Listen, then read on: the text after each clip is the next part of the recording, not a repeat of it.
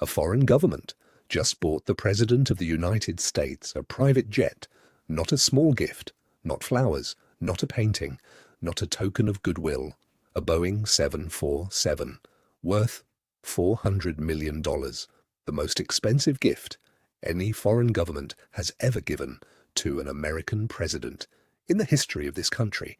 And here is the part that nobody is talking about. When Trump leaves office in 2029, he gets to keep it. Not the Air Force, not the American government, not the taxpayers who spent another $400 million making it usable. Trump, personally, gets to keep a $400 million plane, gifted by a foreign government, that his administration was simultaneously negotiating billion-dollar deals with. This is not normal. This has never happened before, and the people whose job it was to stop it looked the other way. Let's go back to the beginning, because this story starts before most Americans were paying attention. Qatar is a tiny country, smaller than Connecticut, but it sits on one of the largest natural gas reserves on Earth. It is one of the wealthiest nations per capita in the entire world, and it hosts the largest American military base in the Middle East, Al Udeid Air Base, 10,000 US troops. Qatar needs America. America needs Qatar.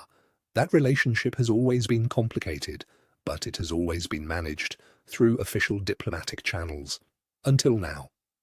In early 2025, the Qatari royal family announced it would gift the United States government a Boeing 747-8, a luxury jumbo jet, known in aviation circles as a palace in the sky, estimated value $400 million. The gift was announced during Trump's first overseas trip of his second term, his first stop, Saudi Arabia, his second, the UAE, his third, Qatar.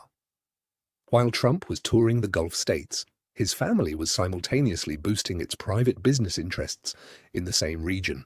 His sons were signing hotel deals, his crypto company was receiving a $2 billion investment from an Abu Dhabi firm, and the Qatari royal family was handing over a $400 million plane. Now, here is what happened next, because this is where it gets really complicated. The Boeing 747 that Qatar gave could not simply be handed over and flown. A presidential aircraft requires extensive modifications, security systems, communications equipment, electronic countermeasures, classified technology. That allows the president to function as commander-in-chief from 30,000 feet. The Air Force estimated those modifications would cost less than $400 million. So the total cost of this new Air Force One, somewhere between $750 million and $1 billion. Who paid for the modifications? American taxpayers. Qatar gave a $400 million plane. American taxpayers spent another $400 million to make it usable. And when it is all done, when Trump leaves office, ownership transfers to the Donald J. Trump Presidential Library Foundation. Read that again, slowly. A foreign government gave a $400 million plane to the United States. American taxpayers spent another $400 million modifying it, and the arrangement, already agreed upon, already confirmed in writing, transfers the plane to Trump's personal foundation. When he leaves office, he is getting a billion-dollar aircraft effectively for free, courtesy of a foreign government and American taxpayer money. Let's talk about the Constitution, because it has something very specific to say about exactly this situation. The Emoluments Clause states very clearly that no person holding office shall accept any present from any king, prince, or foreign state without the consent of Congress. Congress did not approve this gift. Republicans in Congress were asked about it. Senator John Kennedy of Louisiana, a Republican, said simply, "Can't beat free." That was the Republican response to a foreign government giving the American president a $400 million plane. Can't beat free. The White House had a different response. The press secretary said it was ridiculous to even suggest that Trump was doing anything for his own benefit. The Department of Justice issued a legal opinion saying the gift did not violate the Constitution because it was given to the government, not to an individual. But the arrangement to transfer ownership to Trump's personal foundation. Upon leaving office, that is a gift to an individual. The DOJ opinion did not address that part.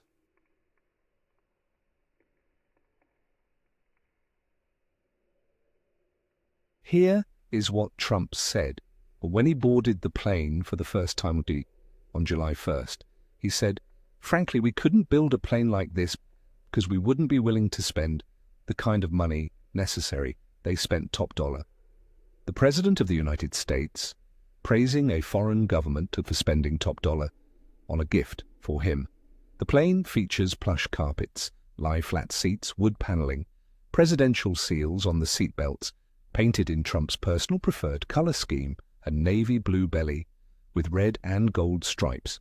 Gone is the traditional light blue design introduced during the Kennedy administration that defined Air Force One for 60 years. Trump replaced 60 years of American presidential tradition with his personal brand colors on a plane paid for by Qatar. Now step back and ask the question that actually matters. Why would Qatar give the American president a $400 million plane? Qatar is not a charity. The Qatari royal family does not give gifts without expectation of return. This is a government that has survived in a complicated neighborhood, surrounded by Saudi Arabia, Iran, and American military bases, by being extraordinarily sophisticated about how it uses its wealth to build relationships. The gift was announced during Trump's visit to Qatar.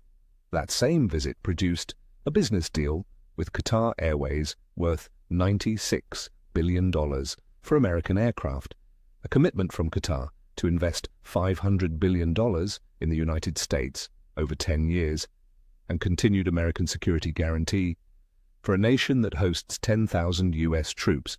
So Qatar gave Trump a $400 million plane, and Qatar received a $96 billion Boeing contract, $500 billion in investment commitments, and continued American military protection. Was the plane the price of those deals? The White House says no. Ethics experts say the question cannot be dismissed, because here is the fundamental problem with foreign gifts to sitting presidents. You can never prove what was expected in return. The gift and the policy decisions happen simultaneously.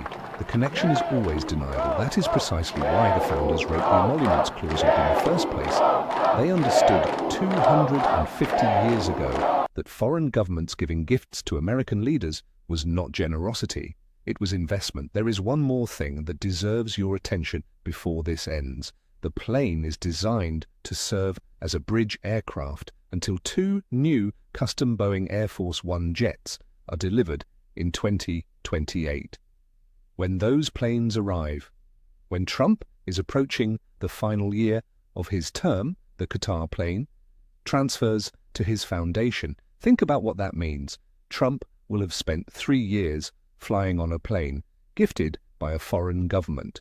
That foreign government will have received American business deals and security guarantees during those same 3 years.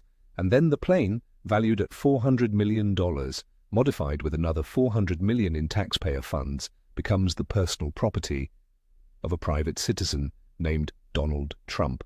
No president has ever arranged this. No president has ever blended official presidential assets with personal post-presidential holdings in this way.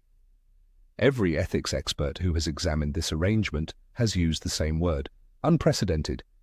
Trump flew on the Qatar plane for the first time on July 1st. He used it for a flyover on July 4th to mark America's 250th birthday. He flew home from the World Cup final on July 19th aboard the same aircraft, a plane paid for by Qatar, modified by American taxpayers, flying the American president, destined for Trump's personal foundation. That is the new Air Force One.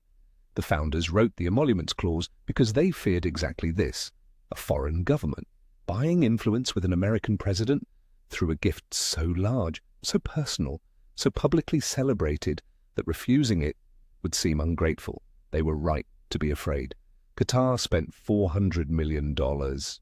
Trump said, "Can't beat free." He is not wrong about that either. If you found this analysis useful, subscribe to Disbrief for daily political news that mainstream media won't cover. Hit the bell Share this video. The truth needs to reach people who are paying attention.